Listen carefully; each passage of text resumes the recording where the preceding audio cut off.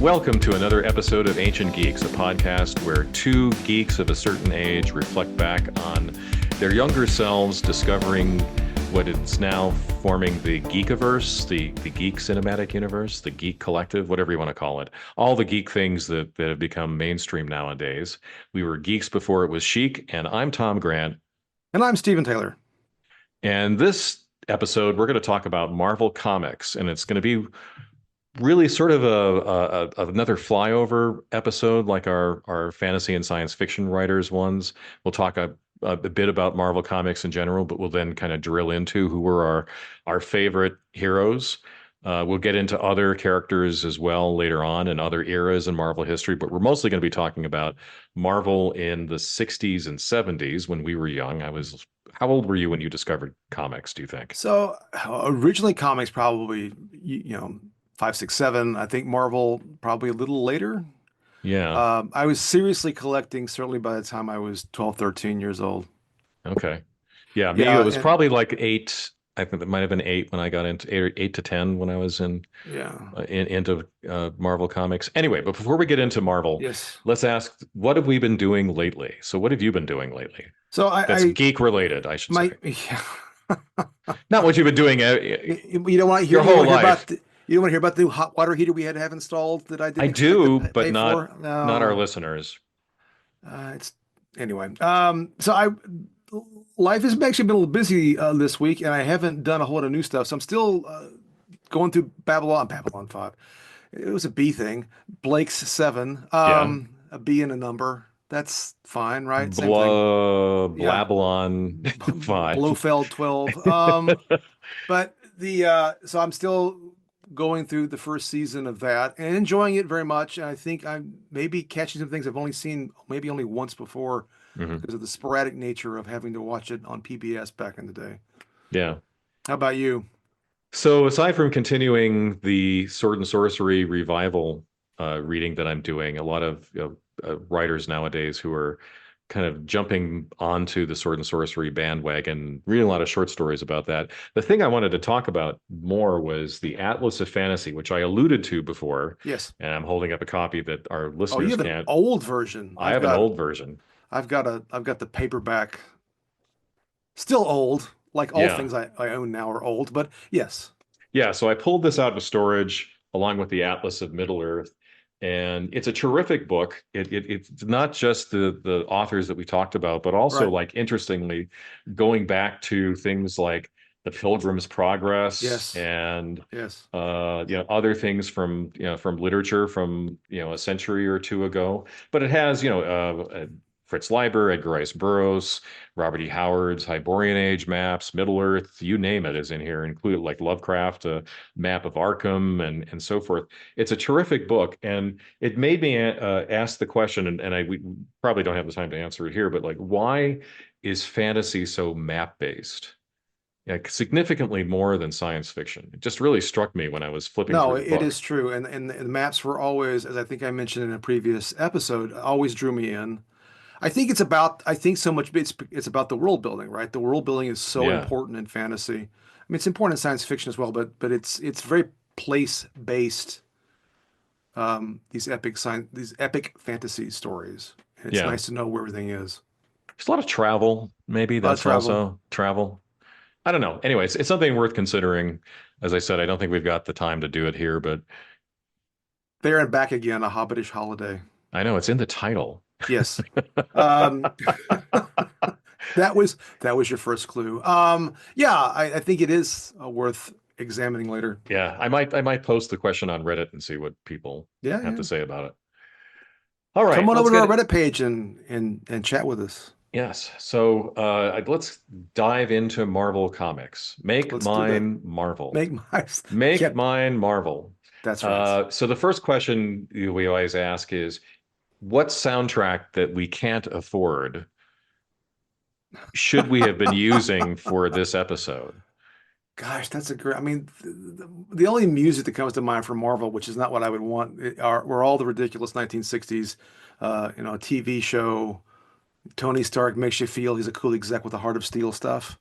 Um, It's or stunning you remember that. oh, it's something.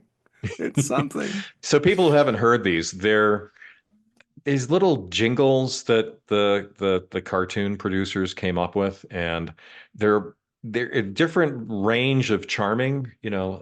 Oh I think yes. I listened to the one for Thor, which was pretty dull. Yeah, I don't, that one doesn't Cross stick in the my head. rainbow bridge to Asgard or something like that. Yeah, Anyway, yeah. The Tony but Stark one has this sort of weird, has this 60s sort of James Bondy sound to it. He's in like yeah, and of course the Captain America one is, that's the best that's the best one, yeah. by and large the best. There wasn't a Fantastic Four one I could find. Yeah, I don't think there was. Yeah. Anyway, they're worth Yeah. listening to, and they're all sung by people who sound like they were the backup singers for Perry Como. Yes, yes, yeah, Yeah, yeah, that's exactly right. It was an interesting mix. yeah. Um, Okay, so that's the soundtrack. People can sure. go onto YouTube and listen to these things. They're well worth it. They're well worth Mm, it. Enjoy. I thought we'd talk about the spinner rack to begin with. yes. So we talk about discovering comics, and at the time, so for listeners who don't know what a spinner rack is, it was, as the name implies, a rack made out of metal wire that carried the latest comics that were available. We talked about this in our first episode, and then you'd have a mix of different comics from different publishers and different titles from them, and that's definitely where I discovered Marvel. Yeah, well, yes. Like I've described before, my entire encounter with comics initially was entirely random, which was mostly in those prepackaged three comics in a bag thing, which were where they're selling off surplus that they didn't sell initially on the spinner Yeah, rack. Probably picked out some on the spinner rack, say at a drugstore kind of situation. But really for me, it was the stacks and stacks of comics on on the floor in wooden racks at the bookseller in Temple, Texas, hmm, which, by the way, I looked. Google Maps provides still exists after all of these years, under right. different ownership and looks like more of a comic and science fiction, but also just bookstore in downtown Temple, Texas. If you're driving through I-35 between Austin and Dallas, stop by. Yeah, Nonetheless, and was able to sort of like rifle through comics and try to, and they were in bad, they weren't in collectible shape necessarily, and they were right. cheap. And then the transition at some point, probably when I was in seventh grade, going to a store that actually had new comics, and actually Hmm. the whole bagged in the long boxes with the new comics. That's really when I started collecting properly. Yeah, and for me, it was the spinner rack to the used bookstore in my neighborhood, Yeah. which was called the Bookman, which is the most pared down to its essentials name for a bookstore you could possibly have. It's other than just like removing the man from the title, just Sure. book, Book. book.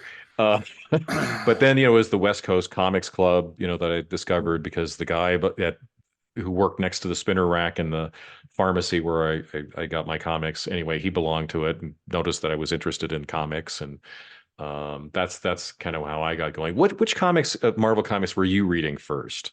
So I think Fantastic Four really was my first one that sticks in my head.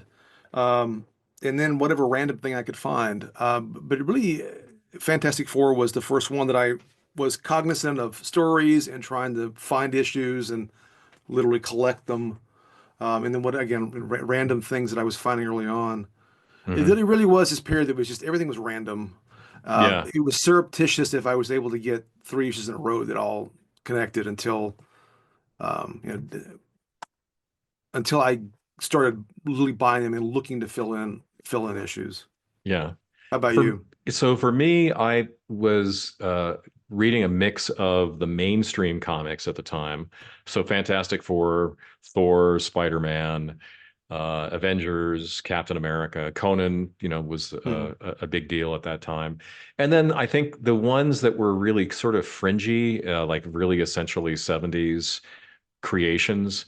So Deathlock, Yes. Yeah. the Cyborg, Dracula. Uh, I never read Dracula actually, but yeah, I remember it. yeah, or Morbius, the living vampire. because there was like a whole horror Yes, there was. craze that happened. You know, And that then like they were, not to mention the Son of Satan and some of that stuff. right.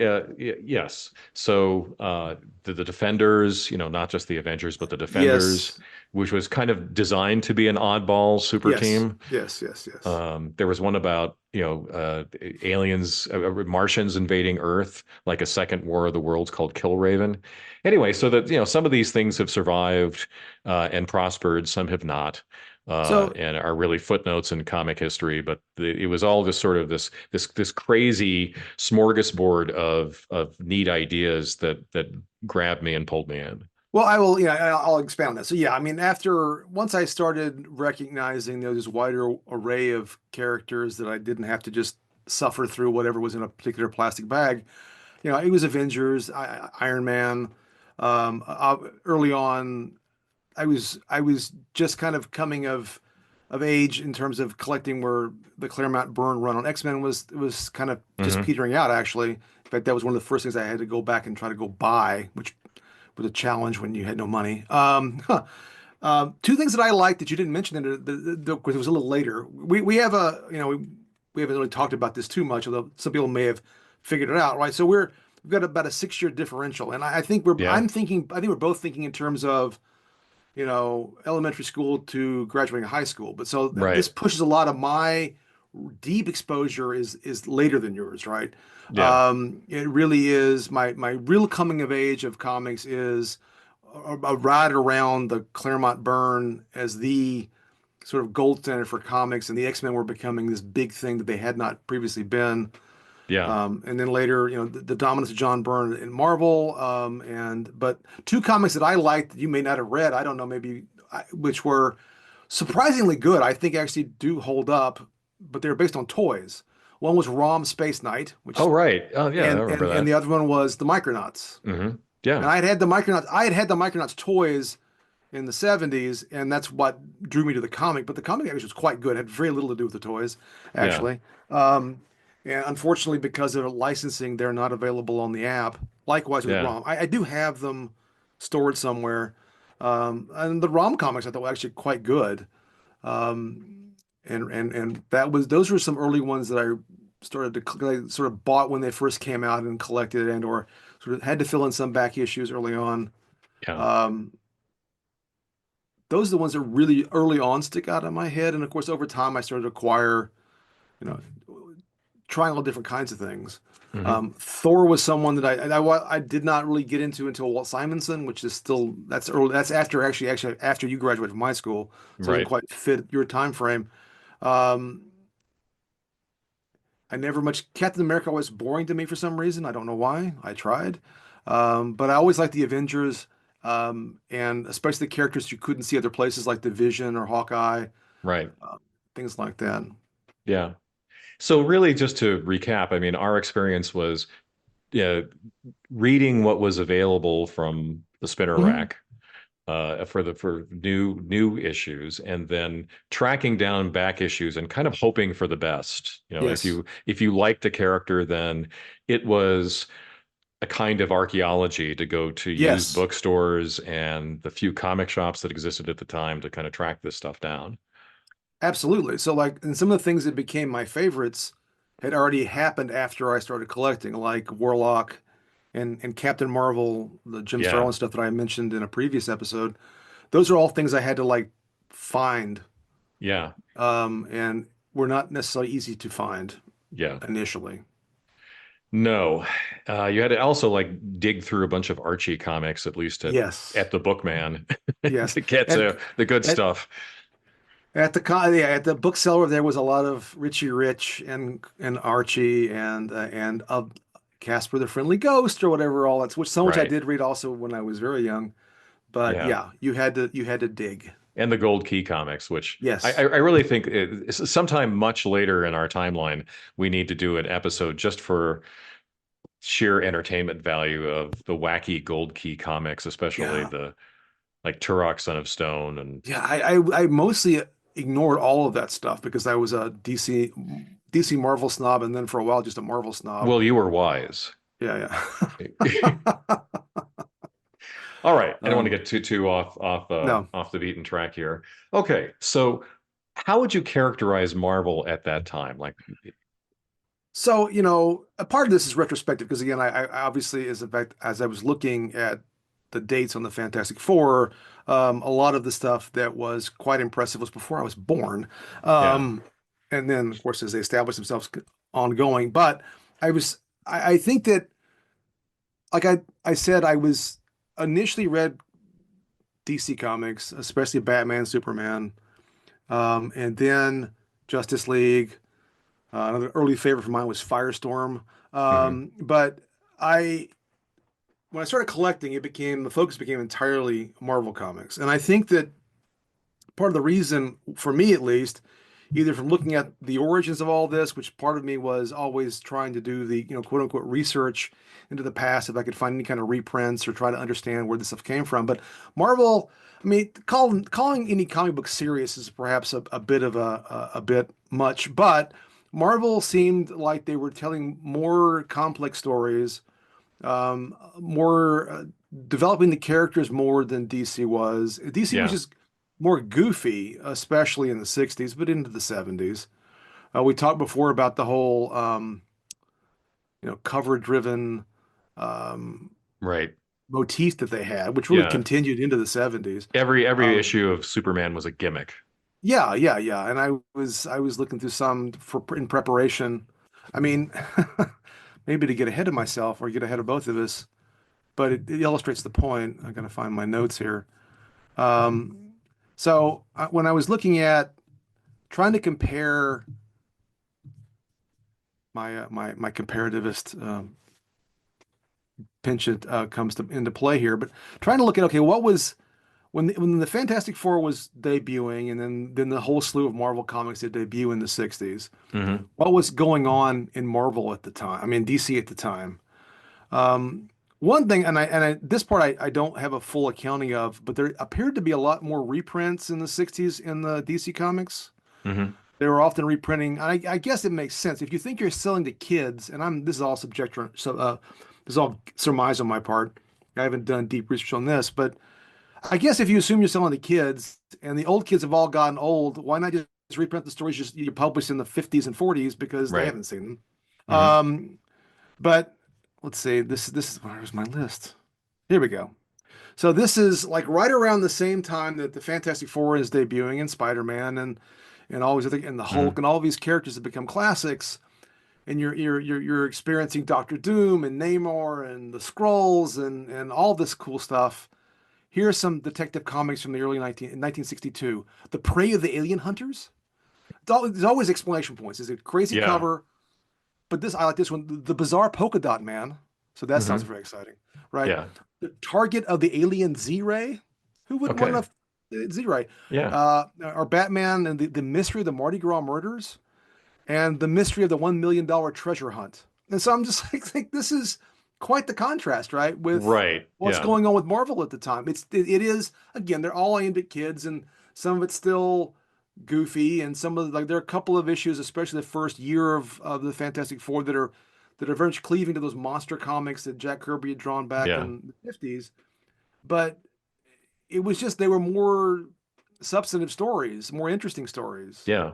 than Well, than and more interesting characters. I mean, to go back to yes, that, yes, that was clear from the jump that, you had characters who had various vulnerabilities that played out in the stories. So you had, for yes, example, Spider-Man who had the guilt of his yes, of his uncle dying and yes, regularly mused about stopping being Spider-Man.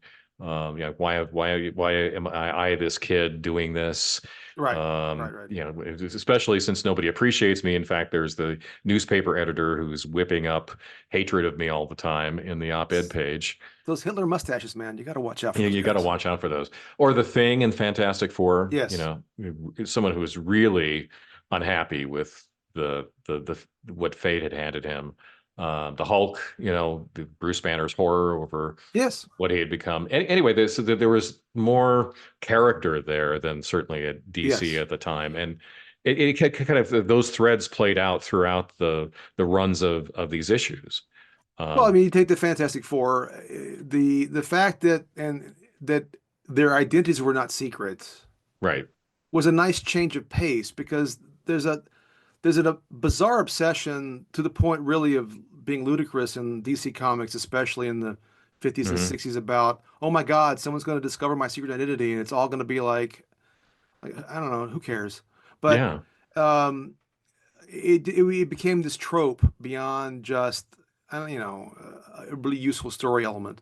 Or you're talking about vulnerabilities, right? DC Comics tended to have silly vulnerabilities, right? Yeah. Oh no, I can't, my ring doesn't work against wood or yellow things, or, Yes. Fire. Oh my yeah, God, the Martian Manhunter is in that's a right. fire. That's right. And they kept having to like force the story into, Yes, yes. you know, And and exposing them to these vulnerabilities. and understanding sort of the need for an Achilles heel, but still it got silly. And again, I'm going through some of the covers of the Superman comics in there, the all the proliferation of kryptonite and Yeah. I wish I'd kept it. I didn't. I saved some of his comics covers, but there was one where he's looking at a bunch of drawers, and it's like this one turns you into an infant. This one turns you. It's like all these Yeah. different kinds of um, kryptonite. But yeah, like, and I did save this one. I'll have to post it at some point. It's Batman, um, right around 1960, and it's an all reprint issue, but it's like on the cover it's Batman and Robin saying it's Batmite writing Bathound, and then it's like, Oy. and Batmite is holding a sign with Batwoman on it, Yeah. and the story is called Batwoman's publicity agent. Yeah. This is like right before all Marvel comics are hitting. I mean, they're just Right. different entities at this point. Yeah. Um, and that's sort of, I think, telling. And then also the Marvel universe changed. It Yes. felt more connected, like the Yes. characters felt Yes. more connected, unlike like a DC, occasionally one superhero would show up in That's another's right. comic, or somebody else's villain would show up in a particular comic. But for the most part, unless you were reading the Justice League, there That's wasn't right. really any crossover. Very different in Marvel. I was looking at back issues of the Fantastic Four and Thor, Yes. since just we're talking about those two a lot. And just like all the time, Magneto was in Thor, and the Fantastic Four would run into Daredevil. And anyway, it was No, that's different right. feel to the Marvel universe. I mean, just I think in the first year of, again, I have notes. Notes are important. But the Avengers show up, the Hulk shows up, um, the X-Men Yeah. show up within the first year or two. It is a whole different approach. Yeah, and the world changed. Yes, Comics, often suffer from the dramatic death not really sticking, and that character comes back. How many times a particular supervillain falls into a volcano or is torn to shreds by dragons or whatever, and still manages to come back. But Marvel still had things that characters that were added. The Silver Surfer, Captain America returning. But also that people died. I mean, that was the big yeah, shocker yeah, of yeah. Spider-Man, was Gwen Stacy, Peter That's right. Parker's girlfriend, died, didn't Yes, come back, at that's right. least when Not we were reading the immediately. comics. Yeah, I yeah. always cringe when comic companies do that. Just like, please leave them dead. Oh no, we could probably do an entire episode on Jean Grey, Yeah. Oh God, uh, yes. which was yeah, just unfortunate. Which does have an FF connection because that's where anyway, but still, Yeah. um, yeah, So I'll throw in a couple of absolutely. other things I think that made Marvel distinctive to me at the time. Okay. Um, the use of language, and this is something that I only struck me as I was writing down my notes for this episode. All the The F mighty bombs? What are you talking about? No, No, I'm no, no, no, kidding. no. Doctor Strange had a potty mouth. That's Uh, right.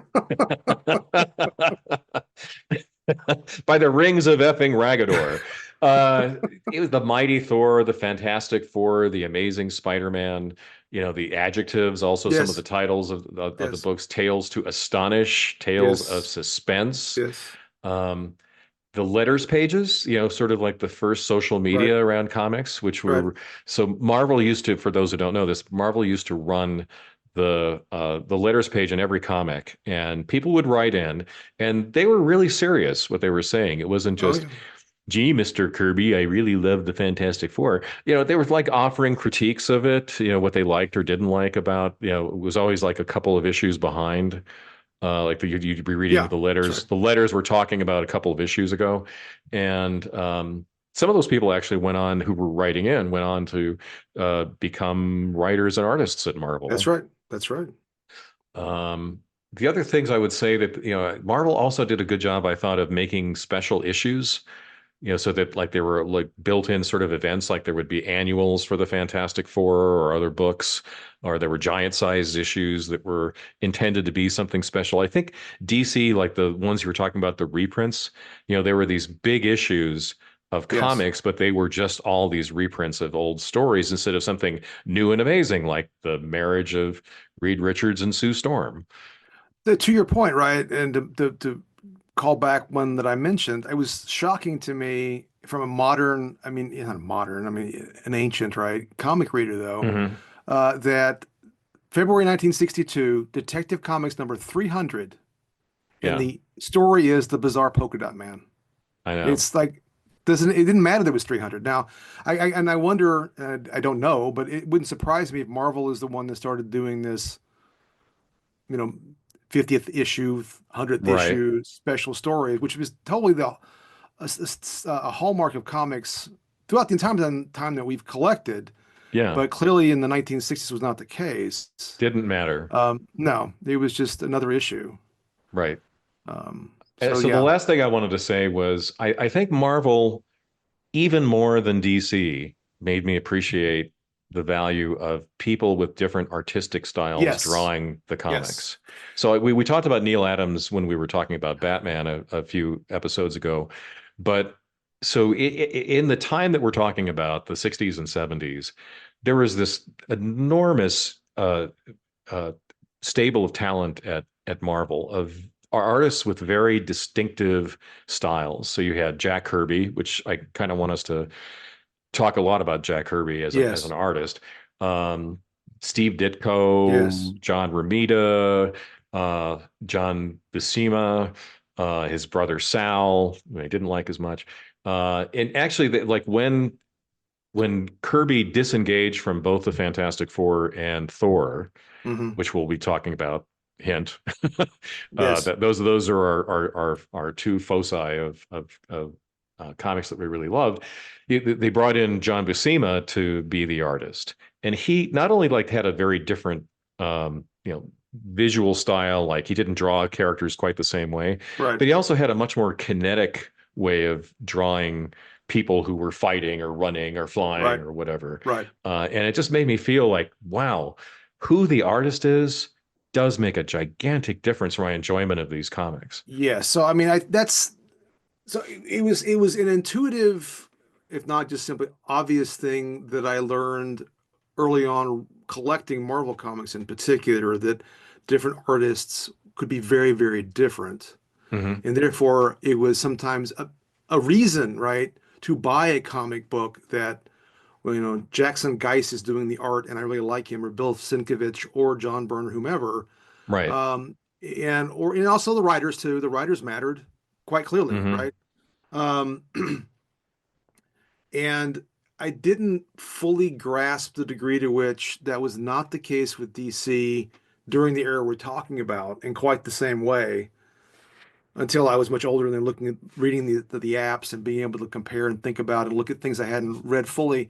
While there are notable exceptions, the Batman is, I think, the real exception. That in the 70s, Neil Adams, Marshall Hmm. Rogers, those guys, they were in some of the Jim Aparo, very obvious, but it just felt like in some of the other books it was less the case. Yes. Right? While it was, you can look at that the same era of Marvel Comics and the art is more varied. I think And we talked a little bit about there was a house style for Superman that really Hmm. was like enforced at DC Yes. for a long time. That was part of the problem. The only semi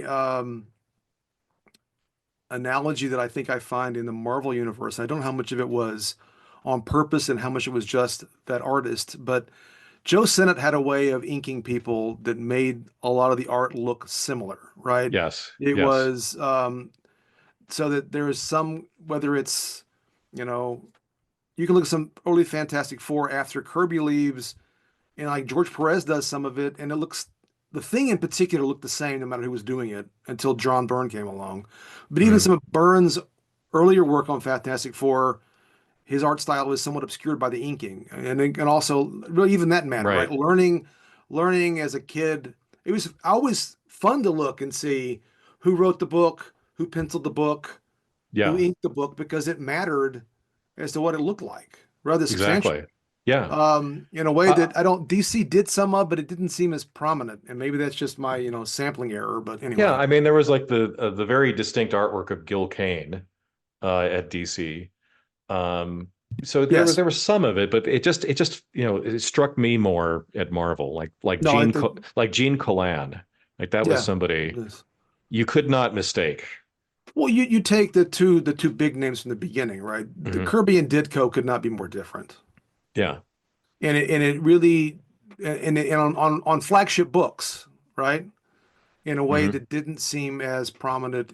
Again, if you look at again the 60s in particular, you look at the covers and the interior art for a lot of these books, Superman and Batman, Detective Action, it looks kind of the same Right. um, in a way that wasn't true for Marvel. Yeah. And again, I mean, I think other than Neil Adams, I'll overuse the word kinetic. Yeah, I just there weren't like a lot of artists at DC that you felt like there was movement inherent in the art. yeah, yeah, and that's Yeah, fair. like I think that like that flat Superman style was also very immobile. That's true. I mean, really, if you were, we talked a little bit about like Archie or Richie or Rich or those comics. In some ways, it wasn't the same. It wasn't that cartoony, Hmm. but on a spectrum, right? The DC comics, especially the Superman, Batman stuff of the 60s, was on a spectrum. If Marvel was on the right-hand side and much more artistic and varied, and on the far left-hand side is Richie Rich, that looks the same no matter who draws him. Hmm. Yeah, Well, DC stuff is kind of in the middle there somewhere, and in some ways closer to the Richie Rich stuff, yeah, and often. right. And so this is my hot take of the episode. Oh dear, I think get that ready. so the Marvel movies do not have a distinctive visual style. They just look as if you set up a camera, you had somebody in an Iron Man suit or who was the Hulk and so forth. It wasn't from one movie to another anything that visually different and therefore interesting Right. Well, I guess in the variants. I would only slightly tweak what you said. I think it has one visual style rather than Yes. multiple, and Yes. I agree with that. I mean, the closest. It really wasn't so much visual. The only Marvel movie that felt somewhat different to me at the time was Thor Ragnarok. Yeah. There was some Oh, that's a elements good of that point. that Okay. that Yeah. felt a Yeah. little different, but Hmm. you're right. They don't they have not embraced did not embrace continue not to embrace the notion of directors in particular being able to put their own flair on a particular project. It's one of the reasons Right. I can't remember if we talked about it on mic or not, but there was the point at which Edgar Wright was going to do Ant-Man. That would have Yeah. been much more fun, I think, because he's he's I think a very good filmmaker and can do visually interesting things. Right. That they're so worried about uniformity that they don't necessarily Yeah. fully explore. I think that's true. Yeah, and I'm glad you brought that up because I think for people who haven't been reading comics, it's as different, let's say, looking at Kirby versus Ditko versus Mhm. Adams versus Mhm. whomever, as it is to say Edgar Wright versus Wes Anderson. Yes, that's right. Yeah. By the way, there's a great What if Wes Anderson had done the X-Men movies video Oh, that I think yeah, I've seen one everyone should watch. It's I think pretty I saw great. one about Star Wars that they did. Yeah. That was pretty good. But yes, Okay. that's pretty funny. Shall we talk about King Kirby? Yeah, let's talk about Jack King Kirby for a minute. I will first. I'm going to admit that as a kid, Kirby didn't impress me as much as he does now. Hmm. I used to not. I always thought his faces looked kind of flat, and I didn't. Of course, also it depends on what you're looking at, right? Early Fantastic Four is different than later Fantastic Four, but as he's allowed to do, like I read some of the. I did not read Thor much as a kid, but I have read some of the Kirby Thors on the app. There's some very impressive art in those books. And the more he's allowed to like do what he wants, especially Yeah. when it's, in the more space-oriented stuff or the more fantastical stuff, he can be incredibly impressive. And obviously was incredibly important in the establishment of a whole host of characters. Um, and probably doesn't get as much credit as he deserves. And Stan Lee gets more than he deserves. Yeah. Well, I mean, Kirby wrote a lot of the Yes. comics, right? Because that was the system at Marvel that Yes. Stan Lee would kind of steer things, but the artists were the ones doing a lot Yes. of the writing. Yes, Yeah, and exactly. Kirby liked cosmic things, and he just Yes. like it let him unleash his imagination. Like in Fantastic Four, I remember this kind of crazy, might have been like two-page spread of the negative zone. Like Yes. Yeah. this Yeah. this weird alternate universe for those who don't Yes. know, and just all these crazy things going on, in it. And then Asgard in the Thor Yes. comics was always pictured in this incredibly over-the-top, ornate way that I again, the movies tried, but I don't think the movies He captured that he anywhere close. there is he is distinct. I think as an just as an artist, right? As and I'm not sophisticated in my capacity to critique art. I like art. I like going to art museums, but I'm not an artist in that sense. I am, an amateur photographer who has learned to look more and more at the world a particular way, and maybe Hmm. that's informed the way I look at some. But he is Kirby is, I mean, really should be, and I think is, but celebrated just as a unique artist, not just a comic book artist. Hmm. He has a very distinct style. The way he draws, again, the filigrees are like, drawing Galactus's the interior of Galactus's spaceship or whatever the case. Yeah. No one else draws like that. I can't think of another No. artist that, and it is quite impressive. And again, I mean, who? Speaking of Galactus, I mean that outfit. Nobody but Jack Kirby could have come with that outfit. Right. Right. It was psychedelic and oddly functional at the same Yes, time. yes. It is there's like the mechanical element to a lot of what he draws, but it is Yeah. psychedelic is a good word for it.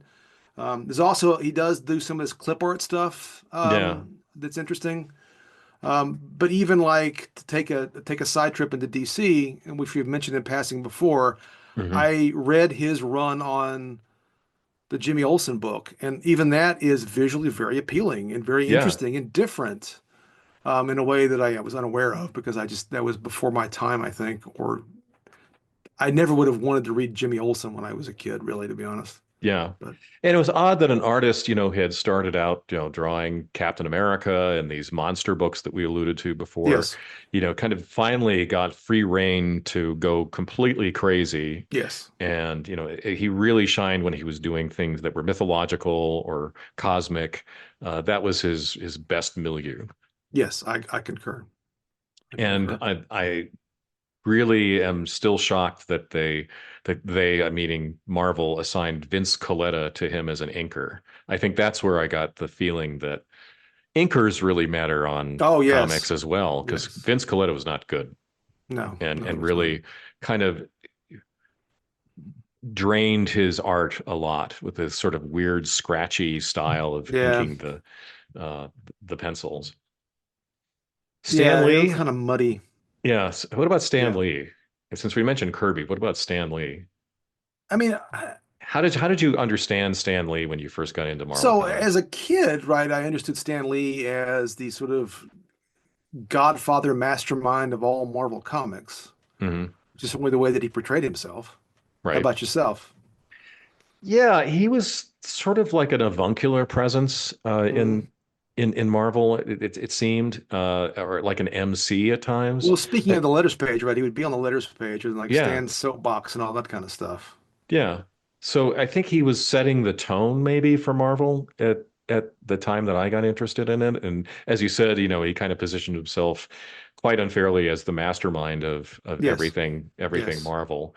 But there wasn't anybody like that at DC either. No, no, there was not. Not somebody It like is funny. patting I you on mean, the shoulder and saying, "Hey, kid, you're going to like this." that's right. That's right. That's true. There was okay. So I was going to go down a different route. Maybe I'll come back. Maybe I won't. But Okay. there is definitely the case that, and Stan Lee deserves credit for this, right? There was this sort of, we talked about Make Mine Marvel and Excelsior. We haven't mentioned it, but he would Right. always the whole like, yeah, like this is the Marvel. What are they? The House of Ideas. Didn't they call it the House of Yeah. Ideas? Yes, they This whole did. idea that there was this sort of group mind that was putting forth this coherent set of stories, characters, and Hmm. what have you, and that he was, like you said, the ringleader or the uncle or whatever you want to call it, that was sort of coordinating all of this, especially in the 60s and the 70s. I forget when he kind of faded, but and even when he was no longer as actively as active at Marvel, he was still kind of this sort of godfather in the distance kind of thing. I think it did set a tone for Marvel Comics that DC simply didn't have. Yeah. And a lot of the tone was New York. Like Yes, so many of the characters lived in New York City, and New York was such a central battleground of so many of the comics issues that we read, which again, DC had these fake cities, Gotham yes, City, yes, Central yes, City, yes. and so forth. But there wasn't anything that seemed central and obviously real like New York City. No, and I think that's a really good, a really good illustration of what was different from Marvel. Also, yeah, because all of everything in Marvel was fake. It was supposed, Mhm. and there were supposed to be some analogies to reality, but it was You mean not. DC? Yeah, excuse me, DC. DC Yeah, cities were all, I guess, made up, and right. and it also didn't make a whole lot of sense. I never could figure out how Metropolis and Gotham could both coexist. I'm like, what's going on here? But anyway, that's Anyway, but anyway, I felt like Stan Lee was largely responsible for kind of keeping the New York tone to a lot of yes, the collective work of agreed, Marvel. agreed. All right. Anything more you want to talk about in terms of Kirby and Stan Lee before we get into Fantastic Four? No, let's talk FF. Let's do that. Okay, let her rip. So yeah, FF was I think, and still in some ways is my favorite Marvel property. And I'm not quite sure that I have a really super good explanation for it. I think that part of it's the stories, it's a team. I like team comics, but it's a relatively small team. They're consistent for the most part over time. It is a very sort of science fiction oriented comic, and I've mentioned my Yeah, sort of affinity for that. Um, and I think that I realized that I like that Reed Richards' superpower really is his genius, not his stretchy powers. right. So all that kind of appeals to me. I agree with you when you mentioned earlier the whole thing with Ben Grimm is sort of different, right? He has these powers. He's very powerful. He's one of the most powerful characters in the Marvel universe from a strength point of view. But he's like, Mm, it's not all roses and sunshine. He has these superpowers, but it kind of sucks, right? right. And that's interesting. Um, so early on, Sue was way too underdeveloped, but that changes. Same Johnny would vary, being the goofy teenager, other things. Yeah. But Also like the Johnny thing yes, rivalry. that was always fun. Yeah. Um, yeah, there was I think he was Marvel Unlimited. There's a no mm, Marvel Fanfare. There's a great whole issue where it's about a practical joke that Johnny plays on Yeah. Ben. Anyway, let's see here. But if you just so I originally counted them randomly. I think my earliest memory, which is also sort of an interesting illustration of Marvel Comics, my earliest memory was I'd had like I think he was FF 129, 130. It wasn't a particularly interesting story. The villains weren't that interesting, but um, there was this sense of a wider universe because this is when Crystal was part of the team. Like, where did she come from? What's an Inhuman? Yeah. Right. Um, that was interesting to me, and it's also at the end of 130. Sue gets mad at Reed then takes Franklin, and they have a marital separation because he's not listening to her. There was an interesting sort of dynamic in a comic book that I'd certainly not experienced Right. in DC that I didn't fully understand when I was 7 or 8 or however old I was at the time. But that sticks in my head. And again, with again this sort of random way I was encountering comics at that point, I just knew there were other things to learn, right? They were always intriguing. This is, I think, true about most Marvel comics in a way that wasn't always true about DC, although it often could be for DC as well. But I always had this desire to like, oh, I can find out all this cool stuff. This all exists somewhere, right? Right. My first my first story, and maybe the first time I really tried to collect a run, right, was Fantastic Four 204 to 214. There was this ongoing story. It involved the planet of Xandar, and it was the whole thing with the Nova Squadron. This is when Nova gets Hmm. introduced. In fact, I was also able to cross over and get some of the Nova comics. Um, there's a whole story with the Skrulls and Galactus and the Sphinx, which was a character that was the Galactus basically puts in his place. He's another bad guy, and these stories just captured my attention. The continuation of all of it, and I really went and found these comics. Was the first time I really did that, and I didn't realize at the time, but looking at later, like this were all Marv Wolfman stories. Someone who would become clearly an excellent, it was an excellent comic writer that I would pursue, and someone whose name, if I saw in a comic, would compel me to want to buy it. Um, and the art was uh, Keith Pollard, and then I think it was Sal Buscema, and then John Byrne, which at the time I did not fully understand what I was looking at, although these are all Joe Sinnott inks. And this is really when I Yeah. realized, wow, you've got three different authors, excuse me, three different artists, and a lot of it looks the same. And why is that the case? Well, because the inker is really Hmm. dominating the pencils. Um, and then it was then I kind of drifted away, and then when Byrne took over, that's really when my attention was really grabbed. And I think really from issue 232 to 293, which is the John Byrne writing and penciling, is my favorite run of any comic book probably of all time. And it was, I think, sophisticated, Deservedly very so. well drawn. There are standout stories. One, Terror in a Tiny Town, where Doctor Doom has kidnapped the Fantastic Four and with the help of the puppet master, put them in these little tiny bodies, and they don't know who they are, and so that Victor Von Doom can just berate them and treat them Hmm. terribly. But in this sort of small town context, and Reed kind of figures out he has having these dreams and realizes who he is and is able to like break out, and the whole thing was a great story. In fact, the way that Byrne did Doctor Doom, I think, is in some ways the definitive Doctor Doom. Yeah. Go ahead. I'm sorry. I know. I was gonna say I was gonna agree with that. I think one way I thought about it is Doom is clearly the hero of his own story in Byrne's run for the Yeah. Fantastic Four. He's not a mustache twirling villain or No. whatever, which he sometimes was. He could be a bit campy in many of the times he showed up in the '70s in particular. Hmm. Um, I so all the Galactus stories were great. Byrne knew how to do all those massive characters, I thought. Yeah. And I could go on and on, but what was your experience with all that? So I would say that it was almost a requirement that you read the Fantastic Four when I started. It was foundational, right? It wasn't Yes, just that it was the first of the Marvel comic superhero comics that came out in the early 60s, but it was also that the Fantastic Four themselves were sort of central characters in this shared universe.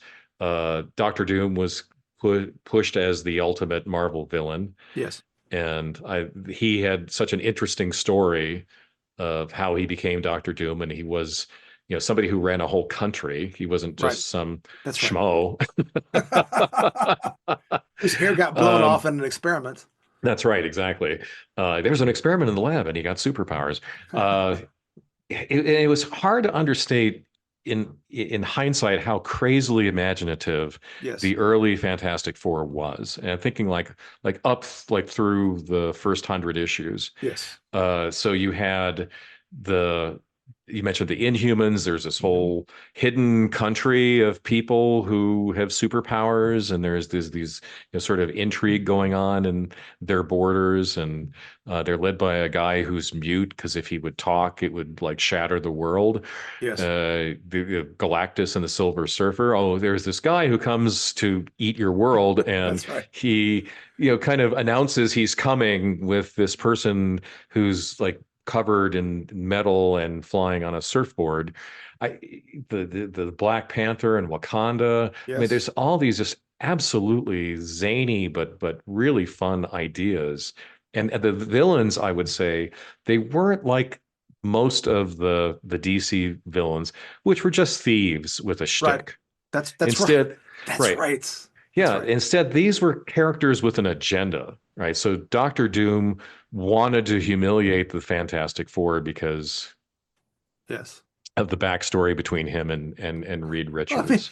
if you think about it, speaking as a couple of guys that have PhDs and went to grad school, Yeah. that all tracks, right? Yeah. Somebody There you insults you in go. grad school, the rest of your life, you want to get back at him.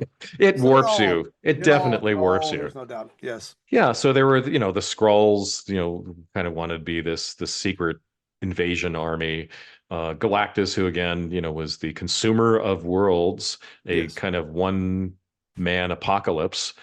The And a force even of the nature, kind of. a force of nature, the Submariner, and Yes. the again kind of the politics within Atlantis, and also the frictions between the Atlanteans and the surface world, because they felt like the surface world didn't give a crap about them and was you just couldn't trust these pink skins who weren't swimming in the ocean the way they were. But even like some of the lesser villains, like the Puppet Master you Hmm. mentioned, had an interesting set of motivations. The hate monger, it's like I Yes. just want to spread hate. That's Oh, that's my that's motivation. how fantastical is that? I know. Thank God we live in a utopia where that doesn't happen. Anyway, so it was, yeah, constantly challenging the Fantastic Four with these just very different sorts of antagonists. That Yeah. was, I think, a real standout for me. So yeah, I was looking at I mapped out the first 12 issues, right? So you Mm. get the origin story and the Mole Man in issue one, then you get the Skrulls. Then Yeah, issue three is more mundane, some dude named Mr. Miracle who's like a shyster magician yeah, guy. But you get in that episode, in that issue, you get the introduction to Baxter Building, the Fantastic Car, and the costumes. hmm, Actually, it's kind of interesting that they go two issues with no costumes.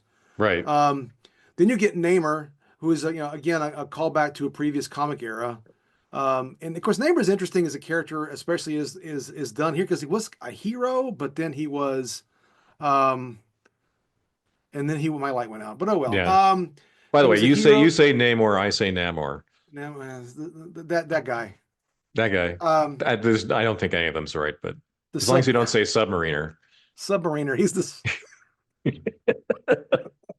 He's the meatball submariner. Yeah. But he was like a bad guy, but not a bad guy. Right. And that evolves over time. But Yeah, you and there get was the sexual tension between him and oh Sue. yeah, oh yeah, Doctor Doom plus Namor. Then you get the monsters from Planet X, which is Yeah. also looked a little bit more like the DC stories at the time, and also was Hmm. more Kirby and his monsters, but they were very distinctive. Guys with big heads and weird robots, and then you get the Puppet Master, then you get Namor, Doctor Doom, then you get the Impossible Man. In some ways, it also is reminiscent of DC, right? The Impossible Yeah. Man is kind of Mixaplix, or however you say that, or Batmite or whatever. Yeah. The Hulk shows up, Hmm. and then you look at as you already pointed out, you get Galactus later, the Silver Surfer, you get the Black Panther, you get the Super Skrull, which I always as a kid thought was really cool. You get the introduction of him, who becomes Adam Warlock later. You get Hmm. all this stuff going on, and all the villains you mentioned, all the crossovers. It was yeah, fun Yeah, stuff. and so the Hulk, the Avengers, X-Men, Ant-Man, Daredevil, the Uh-huh. Avengers all show up early on in Yes, the Fantastic Four. So again, they're kind of a hub of the yes, Marvel universe at the time, and and also it is a universe. it's a universe. Yes, in a way that I mean, DC was a universe, but it always felt like it was unconnected. Hmm. Um, And that And yeah, the that reminds me of a great. Well, there's a great Galactus story that Byrne does, where everyone's fighting Galactus, which is that's what should right, happen when Galactus shows up. right. The world's about to get eaten. Maybe we should all get off our heinies and get out of Avengers Mansion or wherever What and go else are fight you this guy. doing? That's right. Yeah, no, Um, I'm working on my refinancing my house. I really can't help you there. Gotta polish my armor. But yeah, very impressive stuff. There was Yeah, an issue, and I guess it was in Spider-Man though, where Spider-Man tries to join the Fantastic Four because he wants a paycheck. right. Um, Yeah, and the FF did have money troubles on occasion. That was also different than yeah. Like DC. didn't they almost get kicked out of the Baxter building at one Yes, point? yes they did. Yeah, Yeah, the landlord was an ongoing concern right. until he finally bought him off. Byrne had them buy him off, which really, I mean, Reed invents enough stuff. He should have plenty of cash Yeah, no to handle. kidding. Yeah.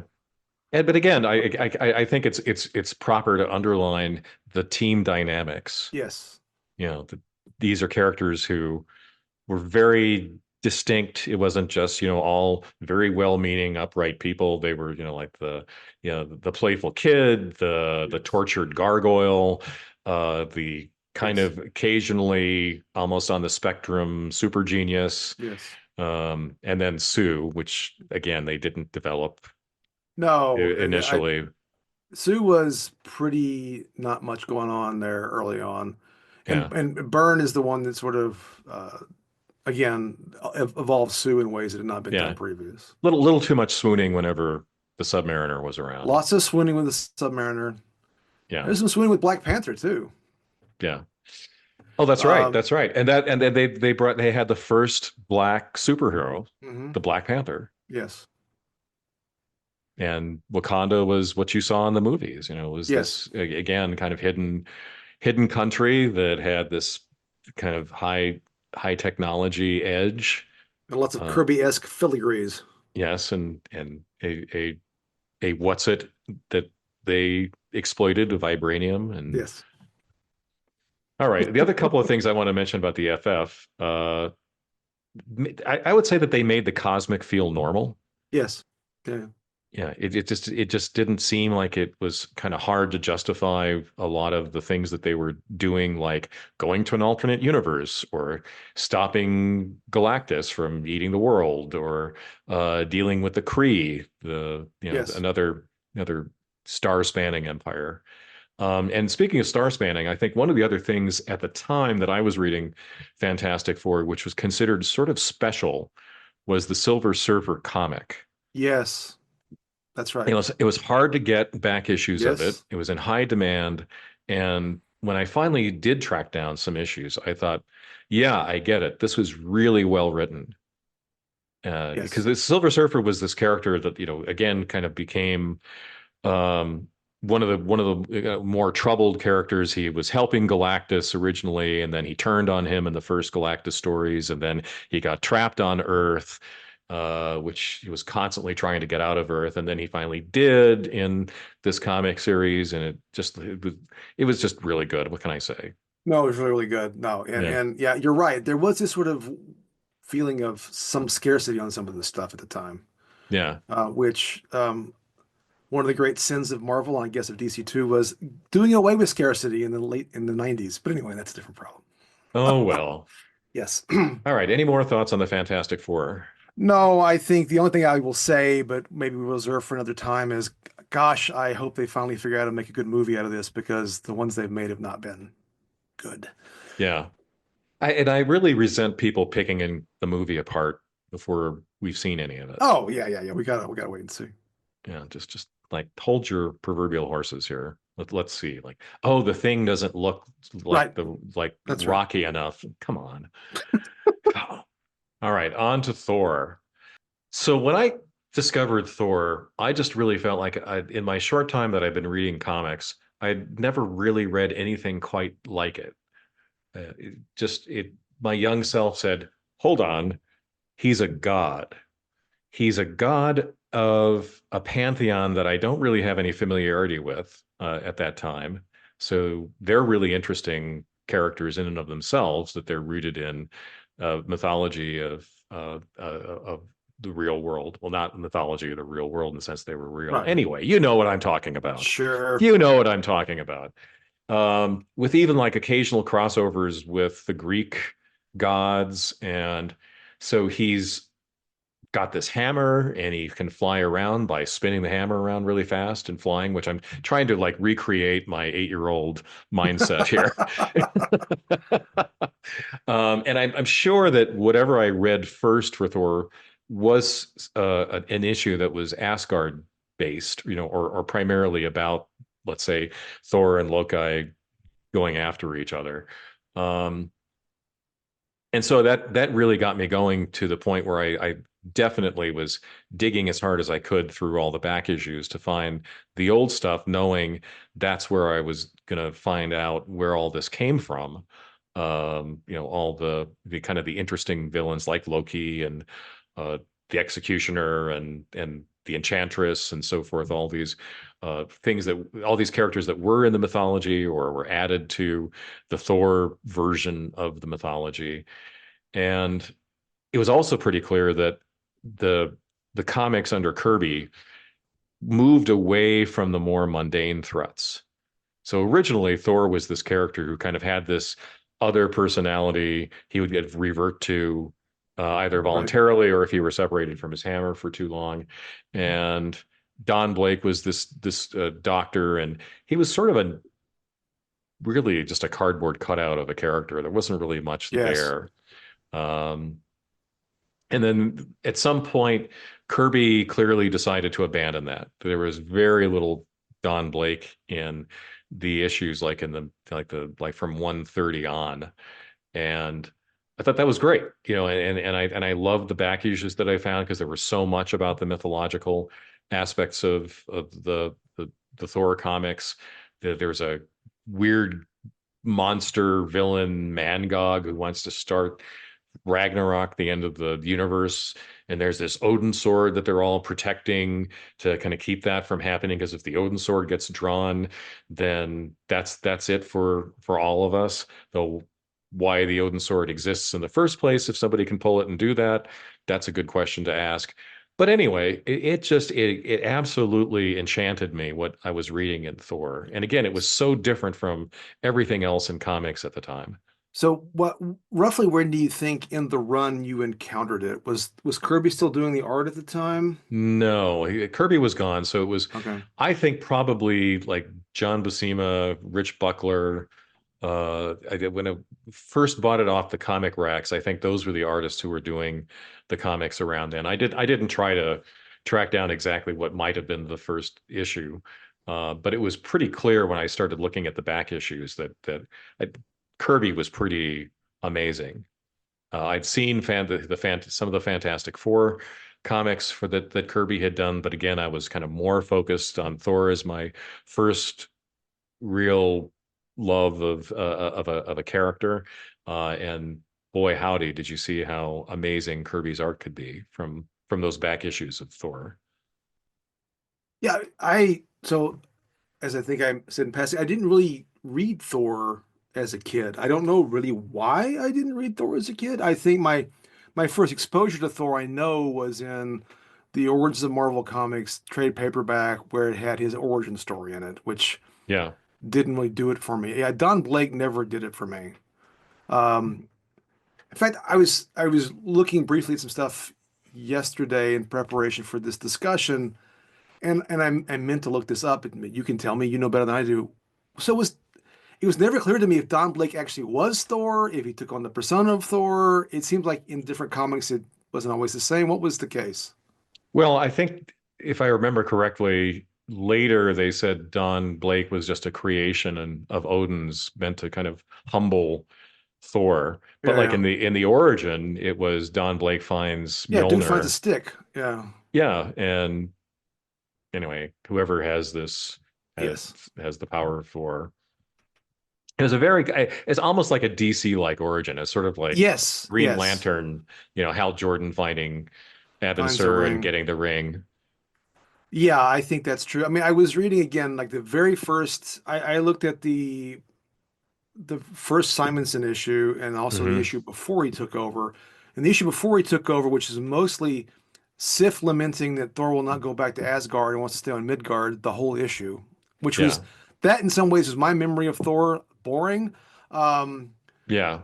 but that may be the 80s version of Thor, early 80s at least. Then the Yeah. Simonson Jane, issue. yeah, go ahead. No, but Simonson, his Don Blake clearly is Thor, but it was not what I remembered to be the case.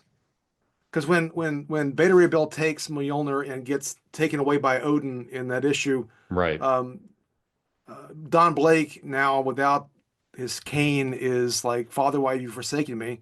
So he clearly Right. thinks, and he gets transformed to Asgard, but then he becomes Thor. So it always was confusing to me, and I always found Blake very boring. Yeah, he was. And Jane Foster was boring. Yes, She was just a damsel in distress who yes. kind of mooned over Don Blake for reasons I could never discern. Anyway, so what as I stammered my way through my description of what my young self here really liked about the Thor comics, I would say since we just did episodes on Lord of the Rings and other fantasy Mhm. books, I would say it was fantasy with superpowers. Yeah, I think that makes sense. I,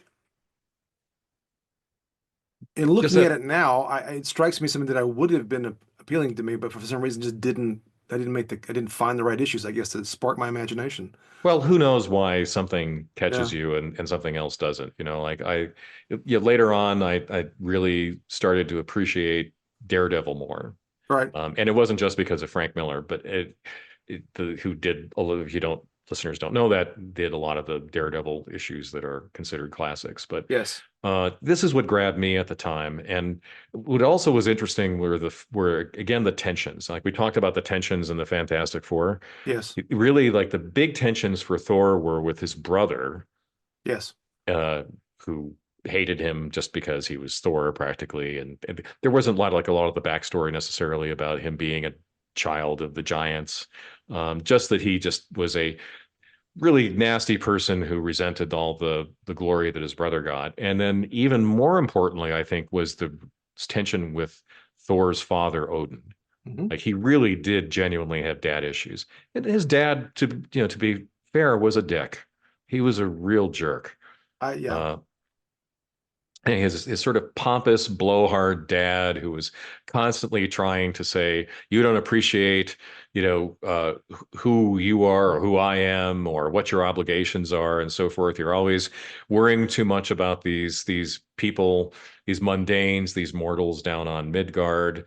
You love them so much, you go down there and stay there. that's right. That's right. He had friends. He had, the Asgardian friends, the, Sif you mentioned, Hmm. the Warriors Three, Balder. Kind Hmm. of later on, he's becomes best buds with Hercules. Yes, So there was like an interesting cast of characters there. And what was also, I think, really made Thor work was Thor was at the Superman level of power in the Marvel universe. right. He was the mighty Thor for a reason, but also quite naturally, the villains were at the same level of power, right? So you had his brother, who was another god, the god of mischief. You had the fire giants, you had the trolls, you had these other beings from this mythological background who you would expect to have that level of capability that Thor did. And then the comics also introduced some ideas like the Destroyer, this sort of ultimate weapon Yeah. that Odin had created that was even more powerful than Thor. You had the goddess of death, Hela, whom we saw in Mhm. Thor Ragnarok. Yes. Like, what do you do about the goddess of death, for Christ's sake?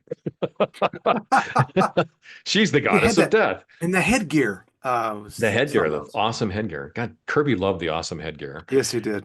And then even like the villains or other characters who were touched by Asgard, like the Wrecker, it just didn't seem like too hard or too much of a stretch to justify that they could be a real challenge for this Superman level Yeah. hero.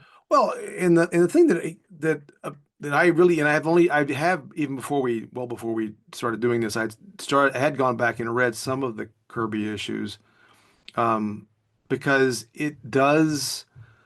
have, and the Thor run has more of this sort of, as is referred to in the cosmic stuff that I have Hmm. always liked about Marvel, but just didn't partake of in Thor. Like he encounters Galactus quite a few times. Right. Um, he Ego, the living he planet. killed the living planet. Yes. Again, him who becomes Warlock ends up fighting Hmm. Thor. Yeah. So there's a lot of interesting things going on that I haven't even read all of them, but it also gave Kirby an opportunity to do some pretty awesome artwork, I think. Yeah. But yeah, that's all more interesting to me. Thor doing that stuff, which again somehow I just didn't encounter as a kid, far more interesting to me than whether he's doing something on Earth. I mean, that doesn't really necessarily do it for me so much. Yeah. And And when he started out, they did try to have more mundane kinds of supervillains for Thor, and yes, they didn't really work. right. So you had the human Cobra, the radioactive man, Mr. Hyde.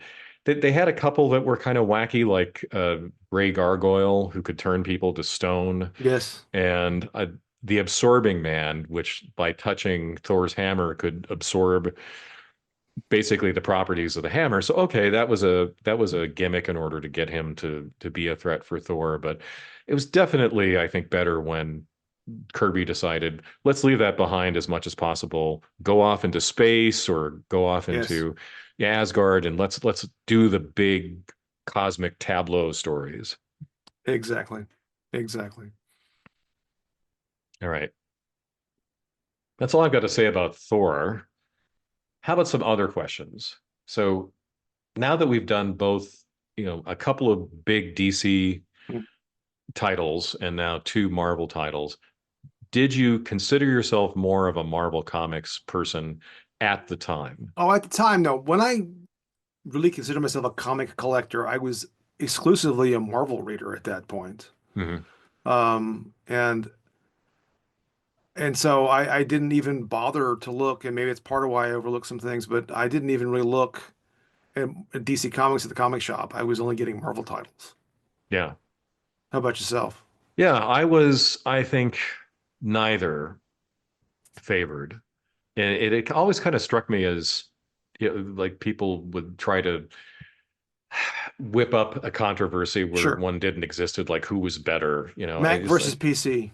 exactly. It seemed dumb at the time. I think over time, not at the time frame that we're talking about, the 60s and 70s, but maybe into the 80s and 90s, I started to like the somewhat more adult writing in DC a little more, Yes. but I never would say I was genuinely more favoring Marvel or DC when I was a kid or a young teenager.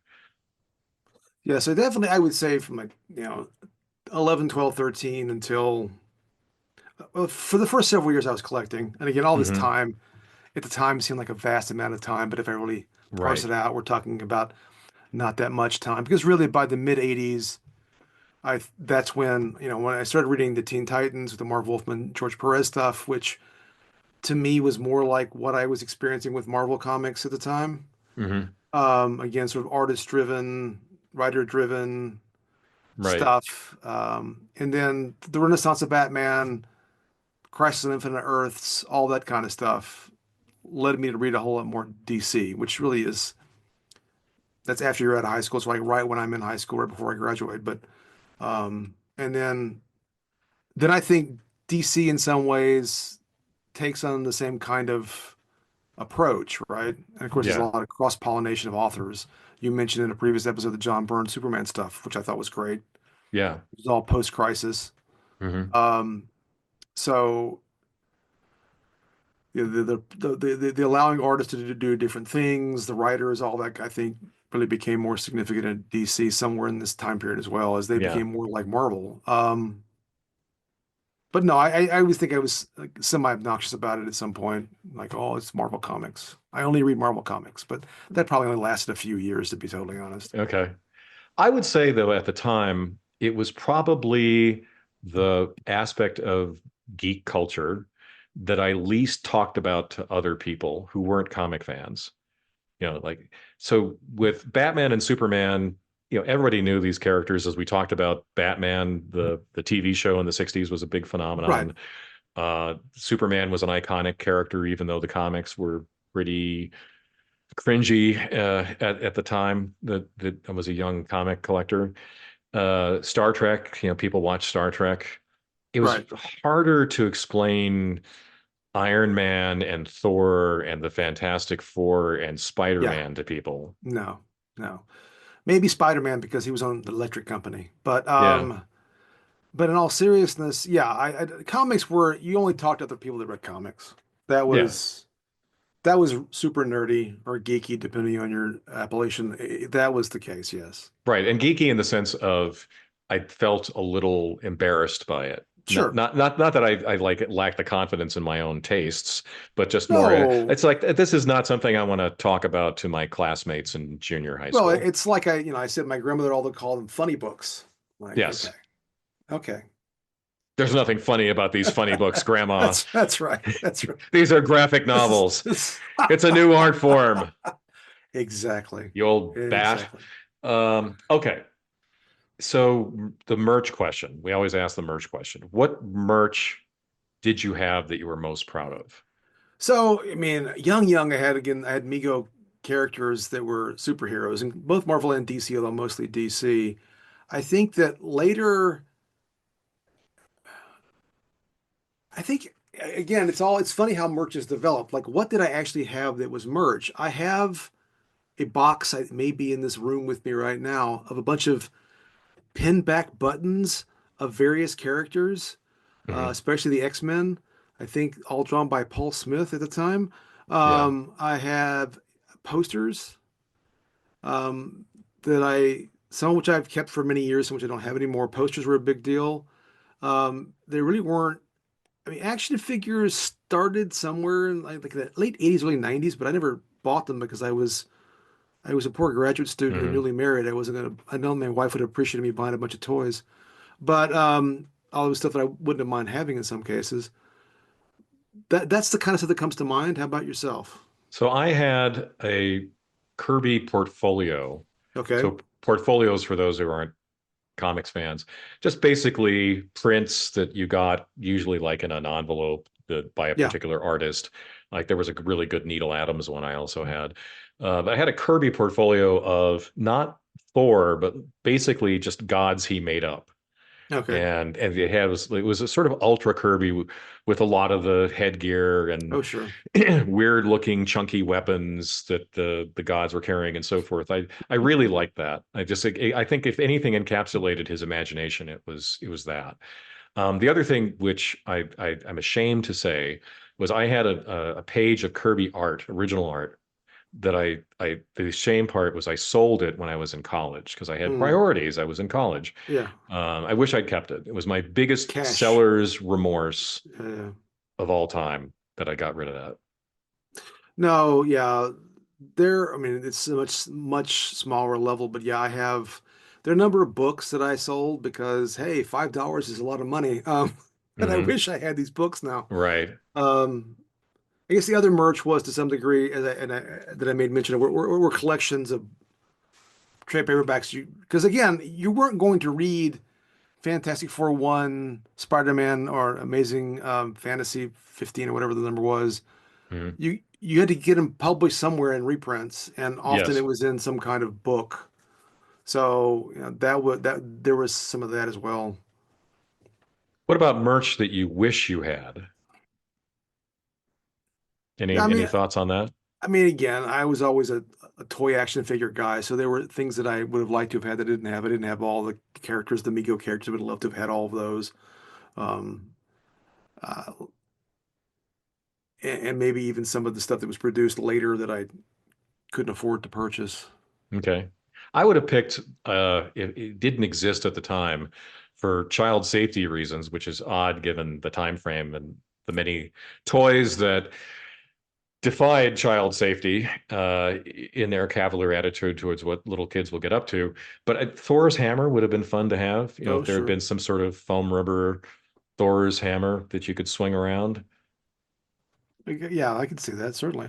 Not that I would have let to bonk somebody with it, but when in the Thor when Thor appeared in the movies and he would like spin his hammer around, Yes. that was great. that was also like one of those moments as a comics fan and finally seeing something on screen, Sure, sure, sure. from what you liked about in the comics, like when Captain America finally threw his shield and it Yes, bounced off several different Hydra guys. right. It's like it was one of those moments like, yeah, okay, you get it finally, thank you. But anyway, nobody made the Thor's hammer. It probably would have been the source of a lot of lawsuits. So, oh well. Yeah, it's too bad. It's too bad. Yeah, they really just weren't. They weren't. Or if they existed, I didn't know about. I mean, they weren't Captain America shields and Thor hammers and stuff like that to buy.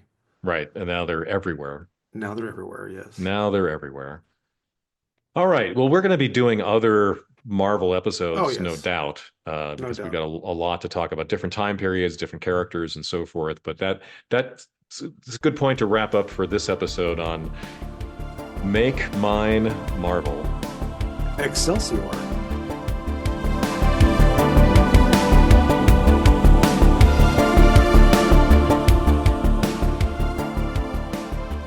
There goes another episode of Ancient Geeks, Episode 7. Thanks for listening. You can find us on the podcast service of your choice, Apple Podcasts, Spotify, whatever. Please subscribe. And also, please leave a review. If you have general comments, helpful suggestions, justifiable umbrage, or delirious praise for anything we say, contact us at someancientgeeks@gmail.com.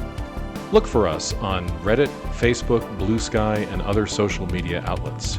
All content copyright 2025, Tom Grant and Stephen Taylor.